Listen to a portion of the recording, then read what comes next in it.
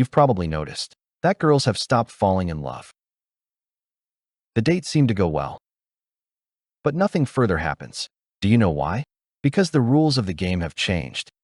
Until 2018, women massively chose determined, persistent, well, I would even say, bold men. It was easy enough, well, not to shake on a date, and that's it. The girl immediately fell in love with you. Every second date you've had has been successful. Well, you remember how it was. Girls often tested a man for courage. If you've passed the test, then that's it. You start dating. But this year, this whole theory of alpha males is no longer working. There has been a cultural shift. Currently, the alpha male is an antihero. This is a reason for jokes, anecdotes, and ridicule. In other words, women have massively revised their selection criteria. For example, if earlier men's persistence was perceived as rosy and positive, now it is interpreted as disrespect for personal boundaries. If women used to say that they needed a domineering man, now they need someone who won't put pressure on them and who won't tell them how to live. If earlier a girl could even provoke a guy to jealousy, as soon as he was jealous of her, she immediately broke into a smile, and she was very pleased that the man was jealous of her. Women liked it most of the time. And now, if you're jealous of some girl, that's all. You'll get a tantrum from her, like, "Are you sick or what? Get away from me. You should go to a psychiatrist so that I don't see this anymore." Why modern women are so unhappy? Because in fact, she still wants an alpha male. That's her biology. But brainwashed by social media forces her to choose patient men. Let's say you're a full-fledged man, so you have an opinion about the role of a woman in a relationship. You have an understanding of what a woman can and cannot do in a relationship. Unfortunately,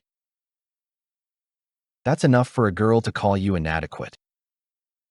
If you tell a woman directly, without hiding it, that yes, I want to be the boss in my house, most likely, after such a statement, you will be merged. The funny thing is that about 20 years ago, a man with such positions was in hot demand. In those days, they were not afraid of courageous men. They were searched for a long time. In other words, we are witnessing the evolution of women's demands. In the 1950s, the main thing was for a man not to drink and work. In the 1980s, the main thing was for him to help around the house a little. In the 2000th years, the main thing is that he understands and supports a woman. But at the moment, a woman needs a patient alpha fighter, an athlete, a millionaire, a homemaker. But the main thing is that he is not a Capricorn. But seriously, I would have absolutely no complaints about women if they really truly loved these patient men. But this is not happening. First she says, "I need an understanding man." And then she leaves him after a year, complaining that he's spineless. Then she says, "I need a strong man." She meets a strong man, and a year later she complains to her friends and mom that this man does not obey her. Well, what do you want? Make a decision. You've lived for 30 years. You've gone on 50 dates. You've dated 10 guys. You've spent several years on a dating site in total. And you're still looking for a unicorn, a pit bull with a poodle personality. Seriously? But when you try to convey all this to a girl, to explain that such a thing does not exist, you hear in response, "Listen, why are you spoiling my mood?" That is, modern dating is a casting call, where a brainwashed woman is looking for a man without balls. And then she wonders why she doesn't fall in love with him. Honey, you don't fall in love because your biology screams that it's not a man. But your psychologist will call him a safe option. It must be recognized that this year there are no simple behavioral strategies that will help you fall in love with every woman. They just don't exist. Why? Because women are looking for a dog like a cat, a wolf like a poodle. If you come in from a position of strength, if you show confidence, well, the girl will say, "Ugh, another alpha male thinks that he's in charge here. This is a red flag." That is, the girl will block the interest that arises in you right at the start. And if you're going to be malleable, she'll say, "Well, you're good, but you're a little boring. There's no spark. You're like friend for me." It turns out that you will be fired anyway, either for being masculine or boring. Choose for yourself. Which option do you like best? The complexity of the problem lies in the fact that you come on a date and try to figure out what she wants, but she doesn't know what she wants. If you say, "Honey, Let me be 30% alpha male, 30% sigma, 20% caring, 15% mysterious, and 5% vulnerable. Whiny, vulnerable. Well, will this arrangement suit you? And the girl will say, no, I don't like that. I'm for naturalness, without these manipulations.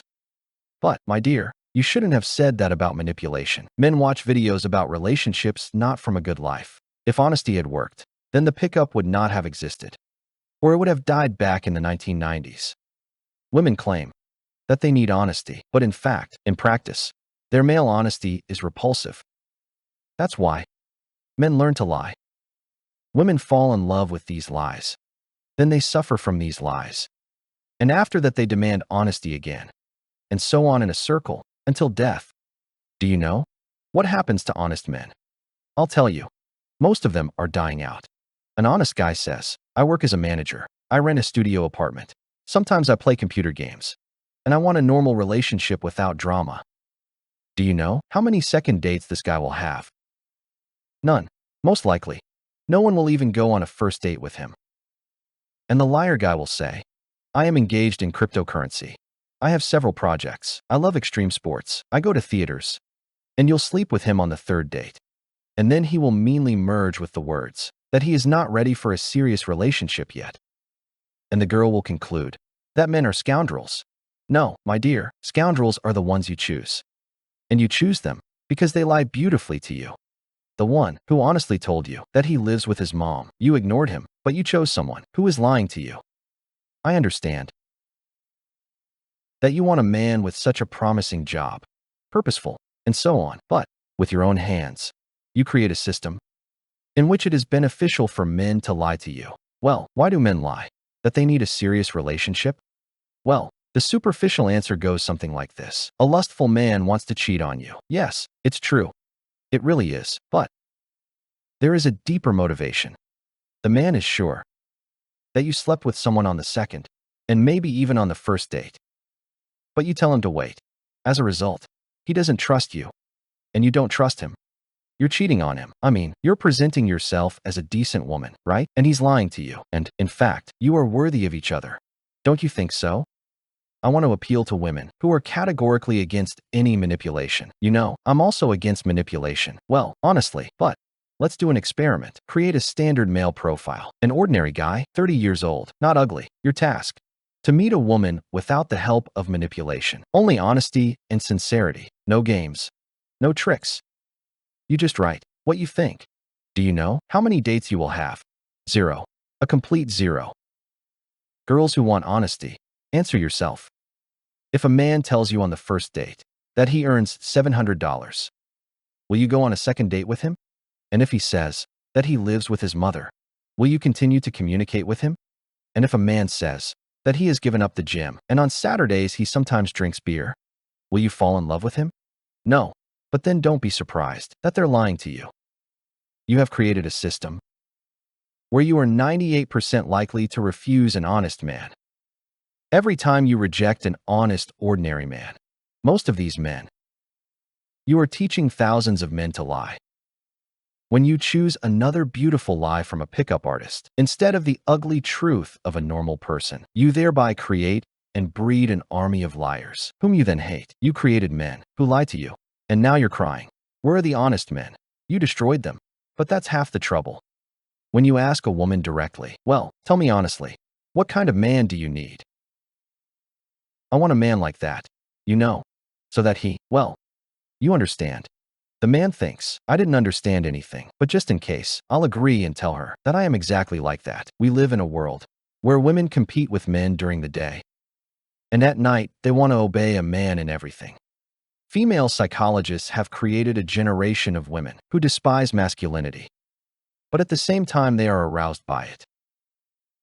What I am about to say will confirm to every man that the more you meet the requirements of women, the less a woman likes you. I believe that half of the problems in a relationship would disappear immediately if girls realized that if you want a brutal alpha male, then you need to accept his dominance in the relationship. And if you want a spineless man, then forget about passion. There will be no passion in your relationship. Do you know why our grandfathers and grandmothers lived together for 50 years? Well, firstly, they had no illusions of endless choice. And secondly, they learned to live with each other. The bar of expectations was very low. For example, your great-grandfather wasn't looking for a top model to marry. If his wife was a little overweight, well, then he got used to such forms. He did not see the tragedy in it. And the man, well, he was valuable by default. If he worked, didn't drink, didn't beat, didn't cheat, that was enough. And now you have to be Superman to get a second date. I really hope that the time will come when women will finally realize that the advice of women's psychologists does not work. You can nod your head when we hear about emotional intimacy, about respecting personal boundaries. But what is the result? A girl goes home to her right boyfriend, and she can't bring herself to want him. Why? Because he doesn't decide anything in the house. He's nobody here. You chose a comfortable henpecked man. It will take another couple of years, and you will sleep with some man from the gym who radiates the energy of a warrior. You will cheat on your bunny one day, after which you will go to this psychologist again, and he will tell you that you, poor girl, have fallen under the influence of a narcissist. But no, my dear, you just wanted a full-fledged man. Therefore, if you believe in a psychologist, and, as it seems to you, you consciously choose a man with one ball, then you do not need to be surprised that you are attracted to trips to Turkey with a friend, or to corporate parties, where you can accidentally get drunk and accidentally end up on the table or under the table of your boss. It's all a natural result, which the next morning you'll just call a mistake. Well, you do understand that your great-grandmother would not have survived with a man who asks, "Honey, are you sure you're not cold? Are you sure? Maybe I'll go get some firewood now." She survived with the one who brought her a mammoth and told her, "Eat it." That is, a woman's brain and her body vote for a man capable of action, determination, and not for someone who will be so sentimental all evening discussing their feelings. In general, you don't need to be surprised that a girl doesn't text after a date. Most likely, she just doesn't know what she wants. A psychologically healthy person always has high dating performance. Well, I have the opportunity to evaluate a person before a date and understand in advance whether I should go on this date or not, whether there is a prospect or not, right? That is, one of the 3 dates should in any case lead to a relationship. But most women don't have such statistics. Why? Because she doesn't know what she wants. That is, this is the real reason for her refusal. It's like a person who comes to a car dealership just to look at cars, to sit in them, to touch them. But he clearly has no plans to acquire anything. He clearly does not want to. He was not going to do all this. And no matter how strange it may sound, most of the women who go on a date with you, they just don't plan to choose you. They don't plan on starting a relationship with you. And it doesn't matter how your date went, good or bad, whether she laughed, smiled, touched your hand or not. It doesn't matter. You didn't have a chance in the first place. That is, a person came to a car dealership without money. This is an analogy. He might really like this car, but he won't buy it. And now a moment of revelations. Has Alex Lovelace ever lied to women about himself? It happened, even twice. For the first time, at the age of 19, it was an acute phase of falling in love. Well, everything is clear here. What is the motivation? When you're very interested in the outcome, in this state of love madness, you're not even capable of doing that. The second episode occurred a year later. The girl came on a date in a car that is 5 times more expensive than mine. It still causes some discomfort, some sense of inferiority. And I remember that I lied to her about myself. But at the moment, I understand that, in fact, lying is a sign of a weak position. A strong position is a position in which I go on a date, I go to a meeting, I start a correspondence, acquaintance with a woman, a dialogue, and I don't need her to like me. I don't depend on her sympathy in any way. Absolutely not.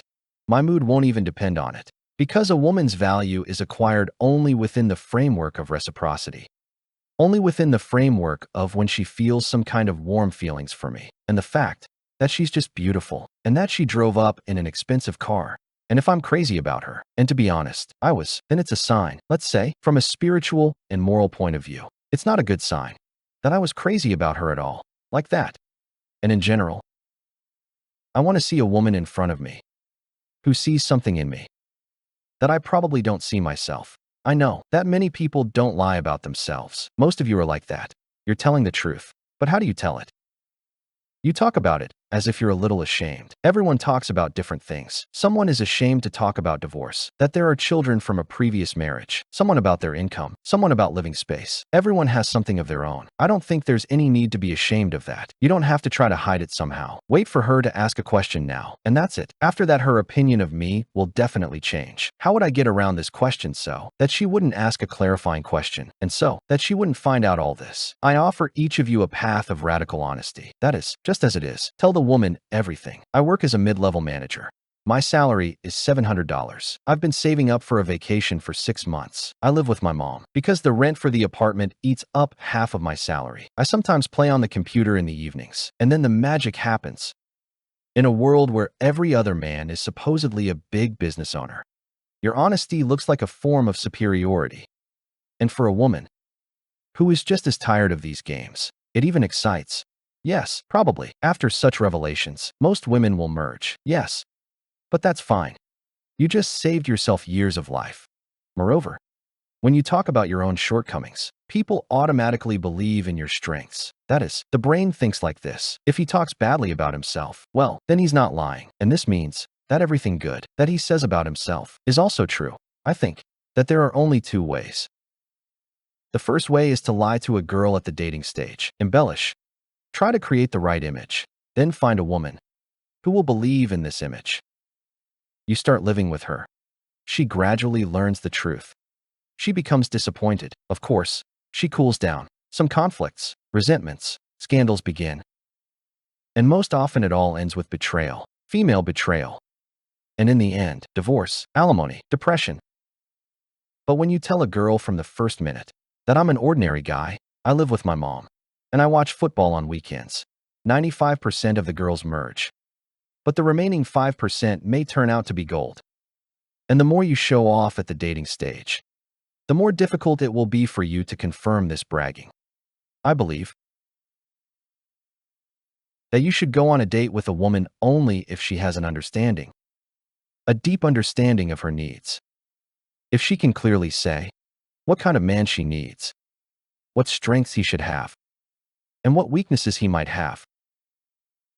Her reasoning should look realistic. And if she lives in a cartoon, and if she says, well, I need a romantic, understanding man, well, a family and an understanding romantic man are two different things. With a girl like that, you should just cancel the date right away. Nothing good awaits you there. Guys, it turns out that likes have a very strong effect on video promotion. Please like it. Well, if you are interested in the topic of relationships, then there will be a lot of lectures on this channel, with examples, with comments, and with analysis. My channel about relationships is called Alex Lovelace. Please don't neglect your subscription.